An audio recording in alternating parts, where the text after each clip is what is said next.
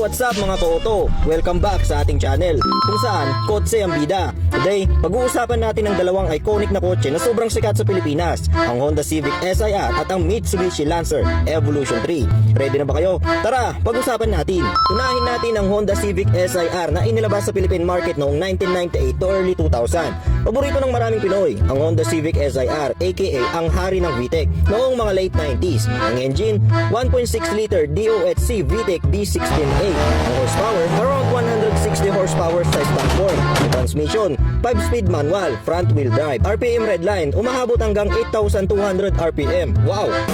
Ang SIR kasi ay exclusive lang sa Pilipinas. Hindi ito inilabas sa ibang bansa ang ganitong spec. So that make it super special. At ito pa, lightweight siya, responsive, at ang sarap na rin lalo na kung tumipa na yung VTEC. At kung marunong kang mag-drive ng manual, ramdam na ramdam mo ang power sa taas ng RPM. At kaya siguro ang daming nababaliw sa SIR dahil hindi lang ito pormado, kundi performance car talaga. Lalo na kung alam na alam mo talaga tong gamitin.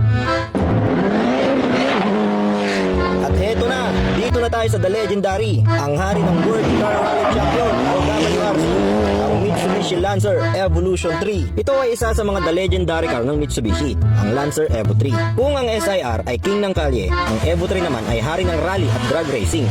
Ang engine, 2.0 liter DOHC turbocharged 4G63T. Ang horsepower, around 270 horsepower sa Japan spec. Ang transmission, 5-speed manual, all-wheel drive.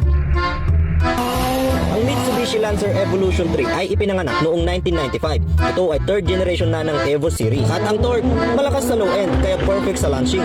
May turbo, yes, with intercooler.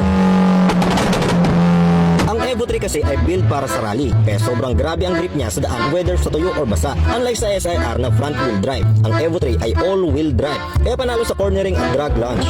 At dahil turbocharged ito, madali lang itong i-tune. Kaya makikita mo sa mga drag race, palaging may isang Evo na nangingibabaw. Performance monster talaga ito. Kaya kung gusto mo ng high reviving engine, manual shifting fan, at pwedeng pang daily drive, SIR ang bagay sa'yo. Pero kung hanap mo naman ay raw power, all wheel drive grip, at turbo performance, Evo 3 is the best you want. So anong mas trip nyo mga ka-auto? Team VTEC ba kayo? O Team Turbo All-Wheel Drive? Comment down below. And don't forget to like, share, and subscribe. Kung gusto mo pa ng mga car content gaya nito, JDM, #1.